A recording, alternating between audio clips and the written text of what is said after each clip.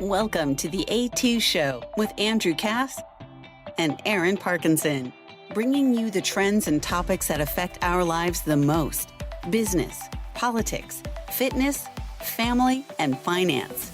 With over 50 plus years of combined business experience and over $1 billion in revenue generated, your hosts have a unique gift for seeing many steps ahead where others do not. They bring their unfiltered, contrarian views to the show every week to help you win in business and in life. Aaron, as far as winning in business and life, I think the toughest part of all of it is getting your kids to want to win in business and more in life than business. But we're going to talk about kids today because collectively we have 5 combined here, me 2, you 3. And we're going to talk about how to get your kids bought into creating a life and a culture of health, fitness, wellness, nutrition, really the things that I think are lacking the most in our world today. And these are things that we've done a pretty good job of with our kids. We'll talk about some of the things we found this year, previous year. We have teenagers. I have a new teenager. You have grown-up kids and teenagers. But what we're finding is that our sons, and this applies to daughters as well, our sons are buying in and really enjoying the fitness journey. And we thought we'd take a time out. One of our 5 core pillars is family, fitness, family, finance, politics, business, right? So we're going to take a little time out and talk about family, but as it pertains to kids buying into fitness and peak performance and really the things that are normally reserved for adults. But if I look back at my own life, it started when I was 14. I don't know when it did for you. I was a football player. You were a fighter and a soccer player. We didn't just show up on the scene when it came to fitness. We actually had to get into fitness and training at a really early age to be able to play at a high level later in life. Yeah, I'm excited to dive into this today because you and I are kind of both going through it right now. We were talking about it and we were like, you know what, let's talk about it on the show. It's our show. We're going to talk about what we want to talk about. And I have 3 kids. One's 20, one's just turning 18, and one's just turning 13. I have 2 boys and a girl. You have a boy and a girl. How old's Nico now? Nico will be 14 in December, my son. Yeah. And my daughter's 10. Your daughter's 10. That's right. I always think she's a little bit older. And you're now. 13, 18, and 20. That's right. My daughter's 20. She's off to university. My daughter, because of the way that her body is the cleanest eater on the planet. She's a vegetarian, which I know you hate. No, I'm cool with that. She's allergic to gluten and she's allergic to dairy. So by the way, like most people that don't even know it. Correct. Right? So she literally eats the cleanest food all day long. She's the healthiest looking human you've ever seen. She has to eat a lot to get in the nutrients that she needs. But she's pretty much off and running and she's okay. But when it came to the boys, I think part of what motivates a lot of business people, which is the majority of our audience that listen, is we're trying to set this foundation for our families where they can learn, they can grow, they can be healthy, they can have opportunity. And sometimes there's this balance that we bump up against where we're so busy on the business side that, we feel like it's a challenge to focus with them on the fitness side. And we kind of hope they'll do it themselves. But the reality is they probably won't. And so how do you start to create an environment or a system or a process that allows it to go from something that's uninteresting to something that becomes habitualized in an environment, quite frankly, that is much more difficult than when you and I grew up? And I want to unpack that a little bit. Much more difficult, by the way. Much more difficult. So I had an epiphany that I wanted to share with you, and I just saved it for the show today, that I had about 6 months ago. So when you and I were growing up, and you can tell me if your childhood was the same, the worst thing you could possibly do is ground me.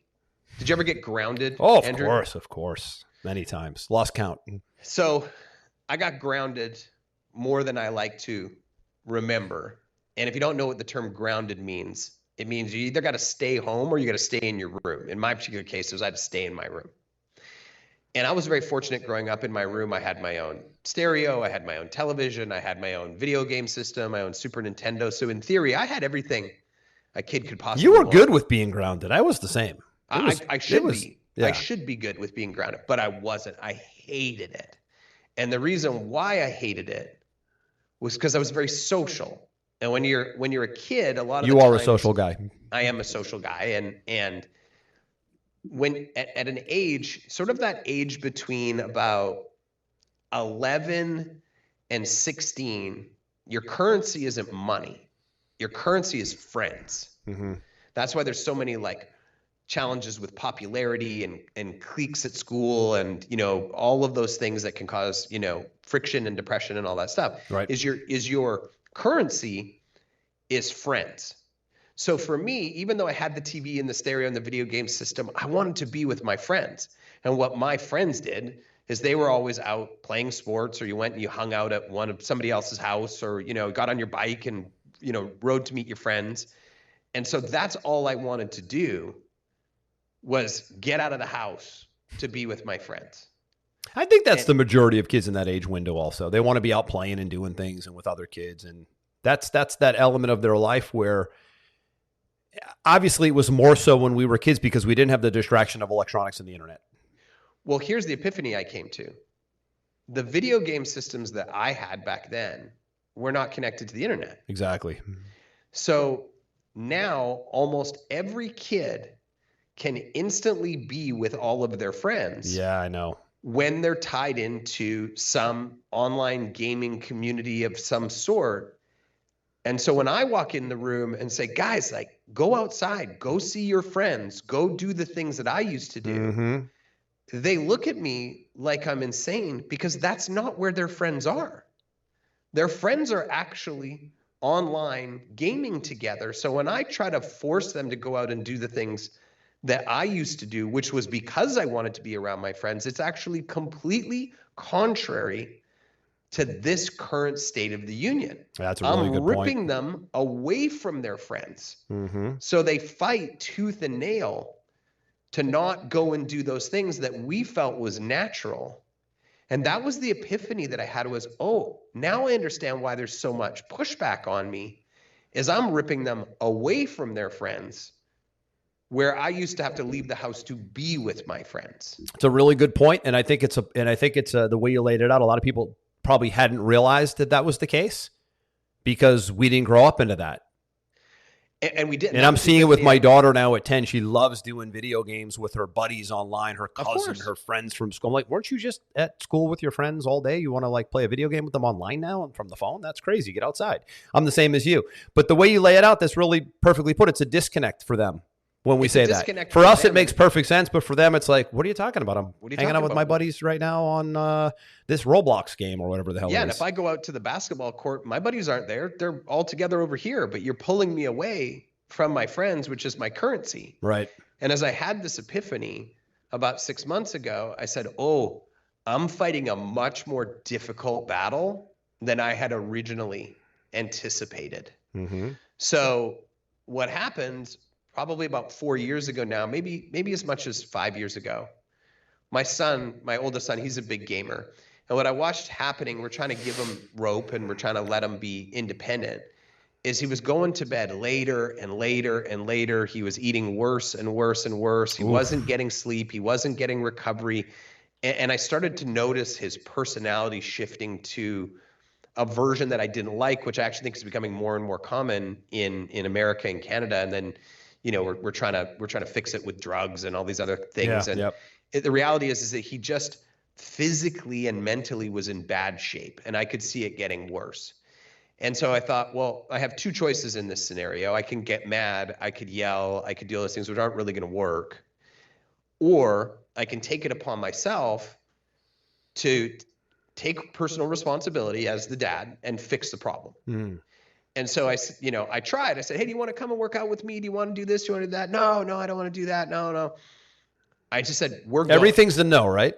Everything's a no. It's amazing, and right? if you're a parent, everything's a no. I asked Andrew this before the show. I said, so when you take your kids to sports, he takes his kids to golf and basketball and gymnastics and all these things. And I take my kids to the gym. I take them to baseball. I take them to jiu-jitsu. I take them to volleyball.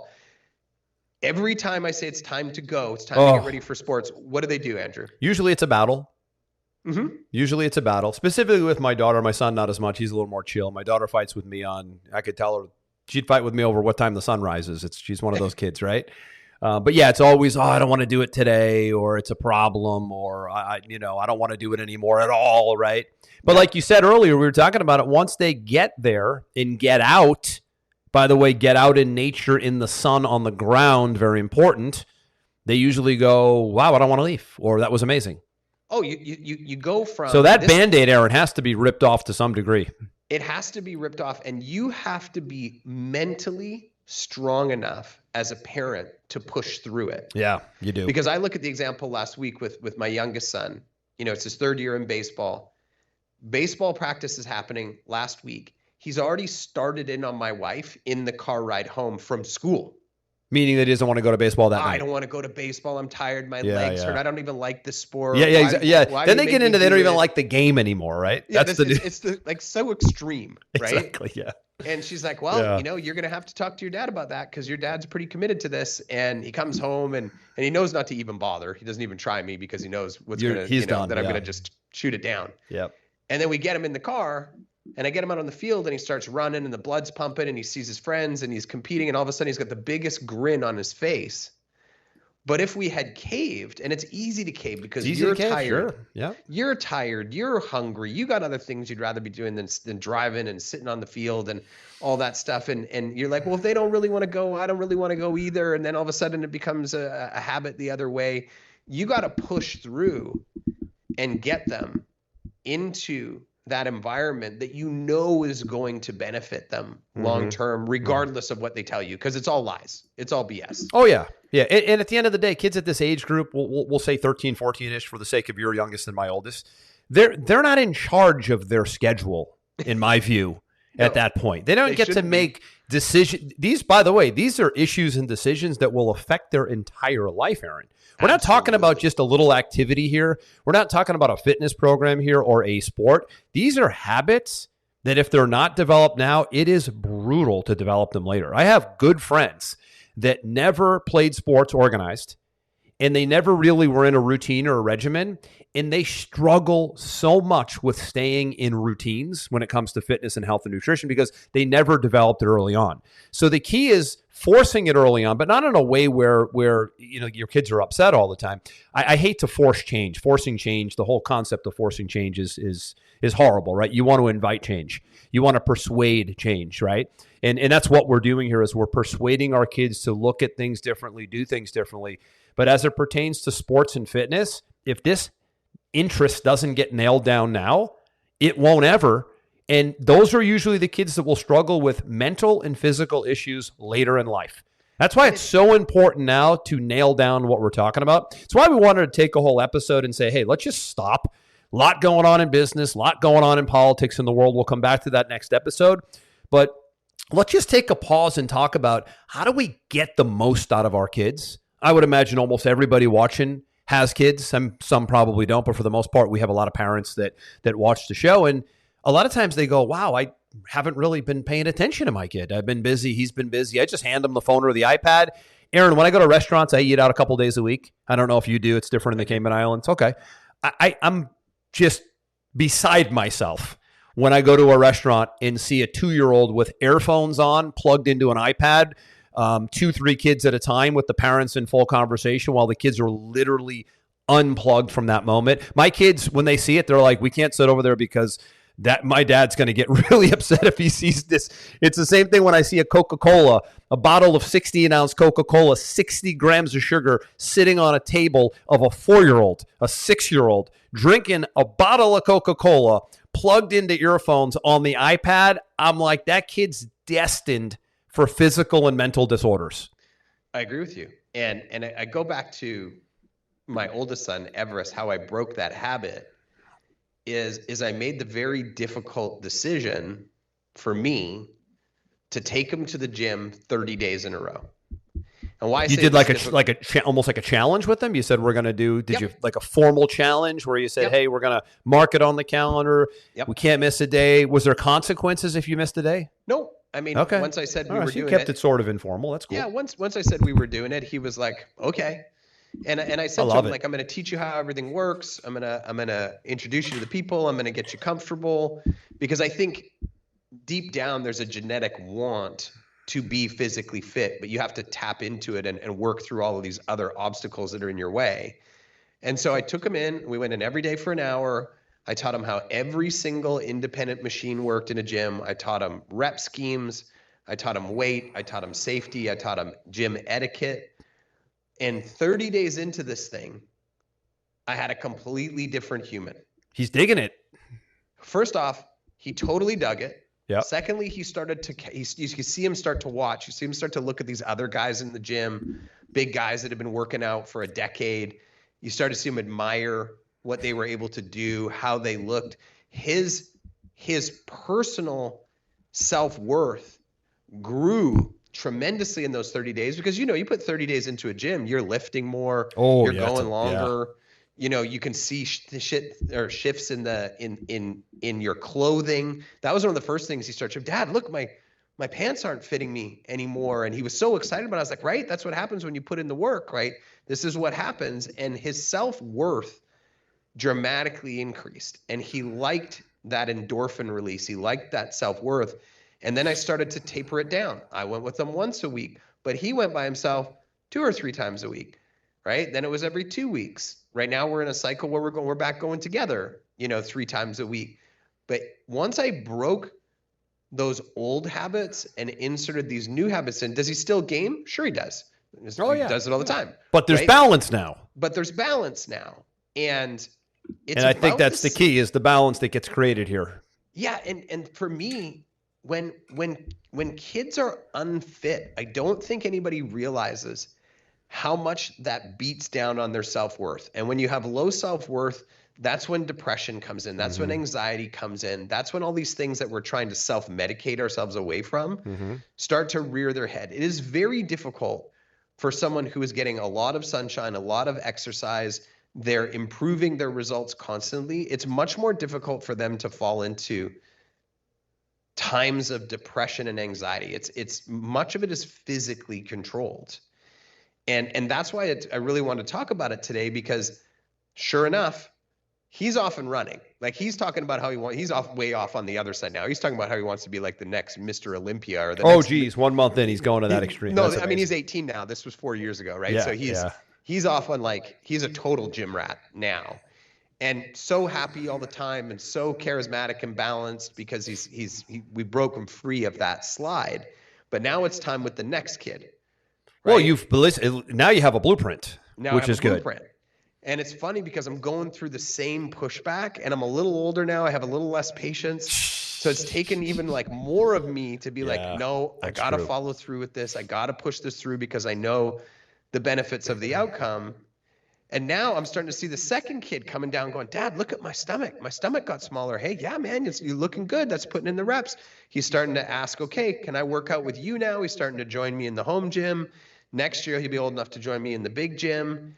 And it's because I've pushed him outside of his comfort zone into these sports that he was really bad at, like everybody is in the beginning, but then he got better. And that was a cycle that started to build up his self-worth. And then other people started to tell him good job and the things that he was doing, and everybody else started patting him on the back. And then that creates that feedback loop. And he's now become a completely different kid just in the last 2 years. And we haven't even started the gym routine that Everest, my son, he's dipping his big toe in the water right now. Yeah, he's doing sports. He's lifting with me occasionally. He's starting to pay a little bit more attention to his nutrition. I'm starting to educate him on how calories work and proteins versus refined carbohydrates, all that stuff. I'm going to tell you right now, the reason the majority of people don't do it is it's just a lot of work as a parent. It is a lot of work as a parent. It's just a lot of work. It's a lot of work to stay on top of them, to be good people, to have good manners, to communicate properly, to treat people with respect, to be fit, to study, to be well educated. It's just a lot of work. But Aaron, here's the thing, Aaron. It's always been a lot of work. You know what makes it a lot of work today? The problem today is the electronics and the devices. That's what to me is the food's a disaster. I mean, we'll talk on the next episode about the opportunity of a lifetime America has to completely resurrect and reform the public health issue through Robert F. Kennedy Jr. inside that Trump administration. It's going to be the game changer we're talking about right now if he can get his stuff through, because what they've done to the food system and what these devices are now doing to our kids is legitimately a depression blueprint. Absolutely. It is a mental health issue blueprint right in front of us. And you just mentioned it, right? The challenge with being parents, as we all know, is everything's a fight. It's resistance. It's friction. We get all that. We didn't have to your point earlier, we didn't have to contend with the devices. If it was just us and the kid and going outside, it wouldn't be as bad. But the devices are addicting. Yep. It's easy to hop on a video game, get that endorphin rush, do what you got to do, hop on social media. That's what we're contending with, a totally different beast.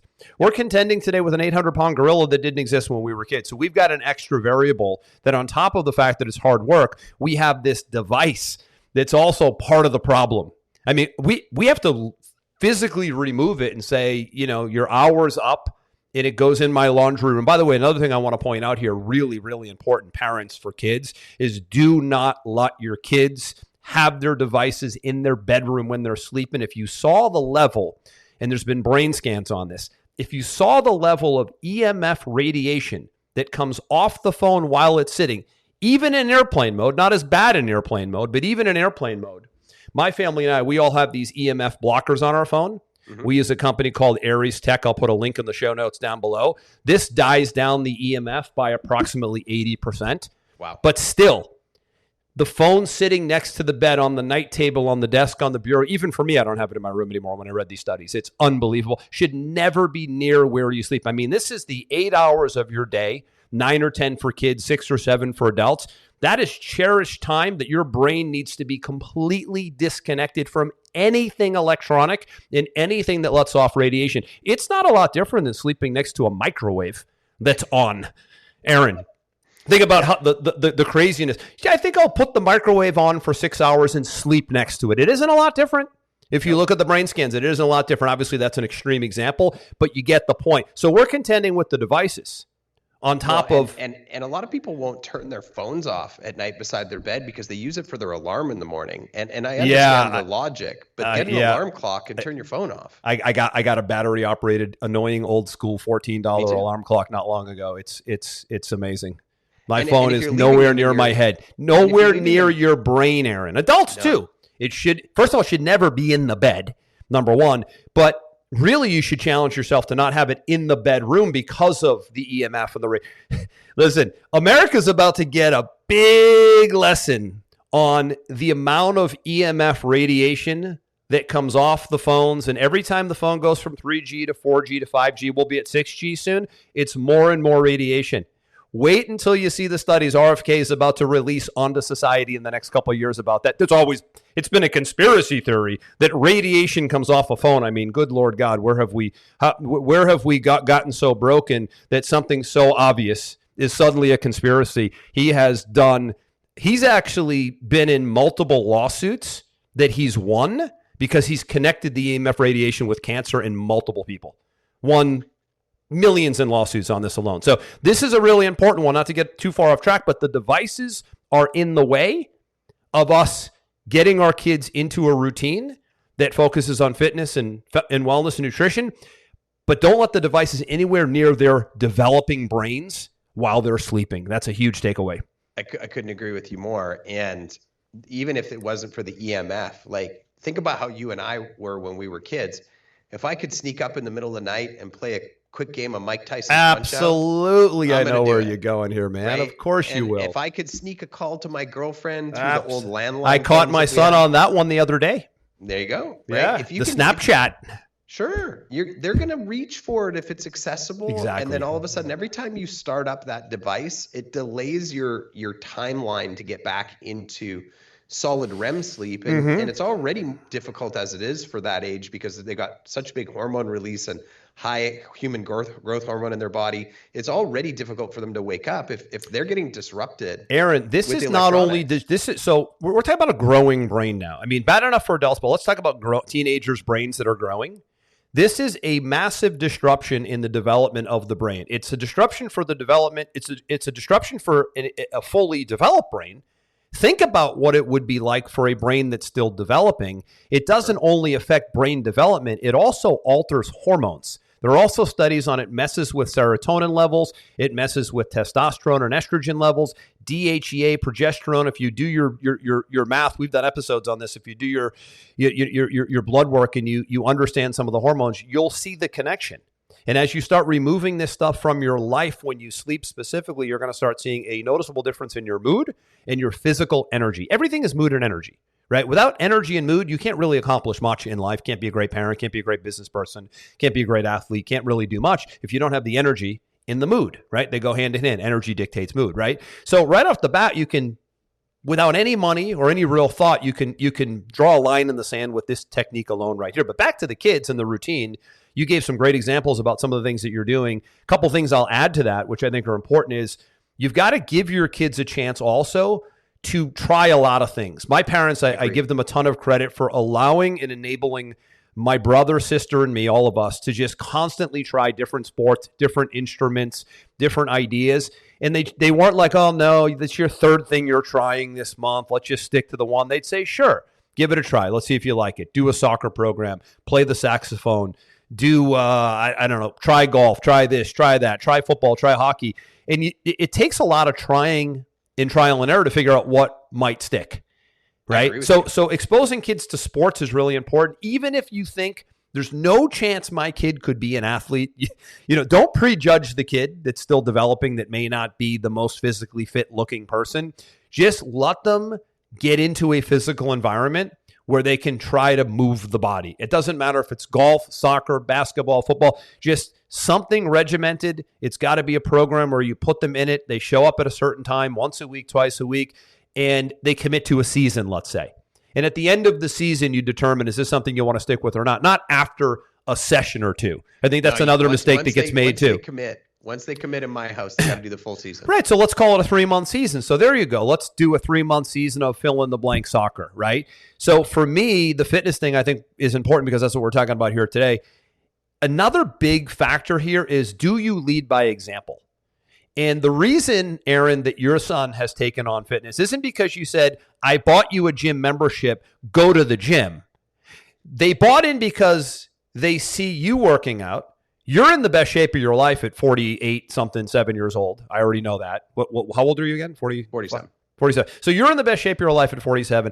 I'm arguably in the best shape of my life at 51. My body fat at 51 is the same as it was at 31. So we'll say that that's probably a win, right? Now, they see this and they want to do this. So what they see subconsciously, they want to do. So in addition to creating the regimen, you've got to be in the game as well. So when your kid comes into the kitchen and he sees you making 5 eggs, an avocado, olive oil, no sugar, no carbs, and he's like, wow, that's a crazy, where's the bread?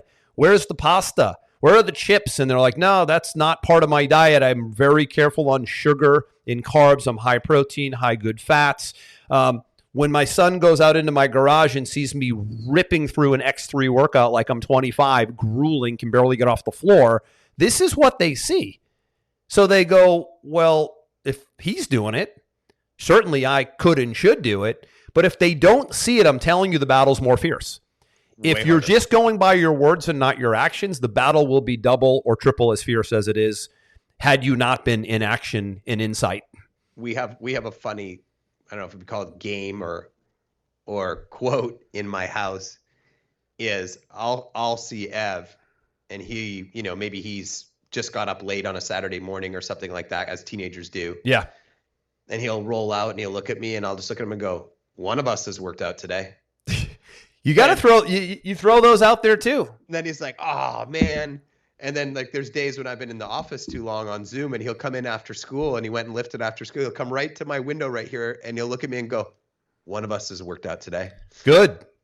So now he's like, it's a game now between us. Yep. But I want to go back But that's good that you're having fun with it also. Yeah. It isn't this serious, we need to lift and we need to do this. No. No, it's something that we need to do because it should be part of everybody's lifestyle. I mean, strength training at its core, if it isn't part of your lifestyle, you have a broken lifestyle. I hate to be the bearer of the bad news, but it's a staple, no different than financial planning, family planning, making money. I mean, strength training should be part of your life.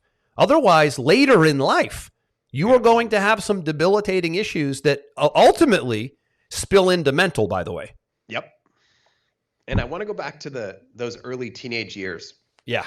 And this was really important. I'm embarking on it now, Aaron. I'm just tipping over now into that 13, 14. I'm tipping into teens, man. What's really important to understand is that, especially for teenage boys, when the hormones drop, it's like dropping nitrous oxide into a car engine.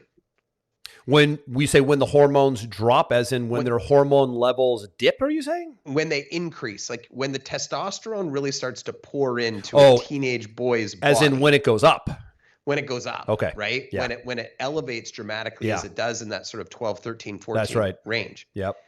If they don't have an outlet for it, it will cause serious mental issues. The body needs to take that like gasoline and go run it through the system at high speed. It needs to live. And I think, Aaron, what you're saying is you're talking about a physical outlet now, not the video game, not the iPad, and not the Xbox. You're talking about a physical outlet. It needs a physical outlet. And I even agree totally. Myself and my wife will sometimes have little debates where she's like, oh, he's already done PE today and he's tired. And I'm like, look, at 13 with the amount of testosterone that's raging in his body, he probably needs 2 to 3 hours, of hard work to use up that testosterone in the system so it doesn't cause him mental issues. And when you've got a kid that has that massive spike in hormones that's sitting around and it's not being used, that it's supposed to be used. It's a trigger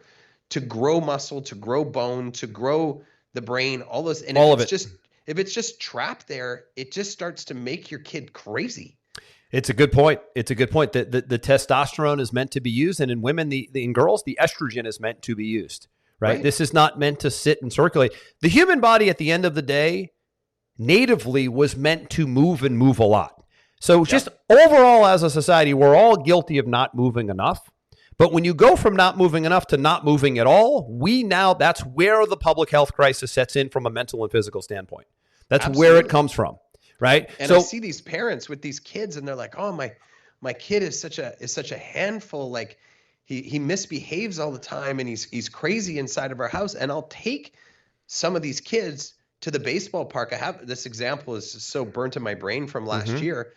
This friend of mine brought their kid, and they think he's a total nightmare because he's bouncing off the walls and bad behaved all the time, whatever. And I had a baseball in my hand, and he's like, "Throw it." He's young. He's like maybe 10, 11. Yep. I threw it into the field. He went and grabbed it and brought it back like a dog and sat there and looked at me. What's next? Is this a kid, Aaron, that's completely no activity? No activity. No sports. Right? No sports. So he really wasn't pushed or exposed to it, it sounds like. No, and he was so happy to chase this ball like that I threw about 50 times for him. Like a little dog. Amazing, right? Like a dog. It's because incredible. He's got all this testosterone in his body that needs to be worked out. Yeah. But yet he's the same kid that's going, "Oh, I don't want to go out and work out. I don't want to play sports. I don't want to." And I'm like, the knee-jerk reaction for kids with anything new is, "I don't want to do it. I don't want to do it. I don't want to do it." And I said to his mom, "Your kid's not a problem. Your kid needs to be run. Run like a dog. Run your kid. Run your kid. Exactly. Right? Exactly. Like that's all they need." So, I know this is a bit of a departure from, our usual episodes, but I thought it was just really important because I think we're all working so hard. We're working in our business. We're working on ourselves. We're paying attention to what's going on in the political landscape. We're working on our marriages, right? What we can't overlook is that all the stuff that we usually do is to provide for our family and give our kids the opportunity. And if you're glazing over this part, we're not doing our job with our kids. Yeah, a couple of things I want to say before we unwind here, Aaron, is and you mentioned at the beginning, you referenced your gym routine and my golf routine. The other side of this isn't just signing them up and dropping them off. What can you get involved in with them, which also is great for you as the business owner, entrepreneur? So for me, as an example, today's Tuesday, we're shooting the show. I'm done Tuesdays, Aaron. You have a different schedule than me. I'm done what just happened to your video right there? Did you do something? Bad. You hit something. I hit something. I'm done. Yeah, you came really close there. Your video just went awry on me. Did you hit a button or something? It's going crazy. You got all blurry. I'm done on Tuesdays at 3 p.m. My daughter has golf. She plays in an advanced golf league, 18 holes every single Tuesday. 9 holes, I'm sorry, every single Tuesday at 4 p.m. And I'm out there with her just practicing, or maybe I'm hitting around a little bit, or we'll play. Right? So I'm involved in that one with her. And then golf for my kids, we're always playing together. We're always competing together. We'll do little contests. The 3 of us will go out and play 9 holes across the street from my house. I have a golf course across the street from my house. So I'm getting involved with them, buying them new golf clubs, new clothes, new gear, right? So just for me, getting them into the golf lifestyle, I love that because 3 things. Number 1, gets them out in nature. Number 2, has them competing and actually trying to get better. Number 3, it's the ability for anybody in the family to be able to play at any time. It isn't a sport that is reserved only for kids or only for adults, and it's something you can play for the rest of your life, right? So that's key, right? That's a key thing is, can you find some sort of involvement with the kids where you get involved in the sport or the routine, even if it's fitness. Right. Some people are doing CrossFit with their kids. Right. Yep, I do. So, yeah. So that's another thing is get involved in this. The second thing I'll say is Sylvester Stallone just released a documentary called Sly. I just caught the trailer the other day. It's pretty new. And what he said in the trailer, go watch the trailer to Sly. I'm about to watch I haven't seen it yet, but go watch the trailer. He talked about all his achievements, all the things he did, all the scripts he wrote, all the ways he was the underdog and this and that, and on and on and on and on and on. And he said, but at the end of the day, none of it mattered because I sacrificed so much time away from my family that the one thing I think about now after all the achievements is I didn't give them enough of my time that I gave my scripts and my movies and my productions. And if I had to go do it all over again, I would make sure that I only did it if my family was involved with me every step of the way. His whole entire message of the documentary was he has a lot of regret that he did so much, but didn't do it with the family or left the family behind. Interesting. Yeah. Thought that was interesting. So wanted to leave with that. A lot here, obviously, on how to tackle the kid thing. I don't know if there's anything else you want to say here, but getting involved is key, and fighting the fight matters. Agreed. And I think you can start it today. You can start it today. Simple. You can start it today. So a couple links we'll put in the show notes down below. Next episode, we're going to be unpacking the massive election landslide that took place, but not from a political standpoint, from the standpoint of how does the promotion, the marketing, and the messaging create such a massive victory for a candidate. A lot of lessons for business we'll see in the next episode.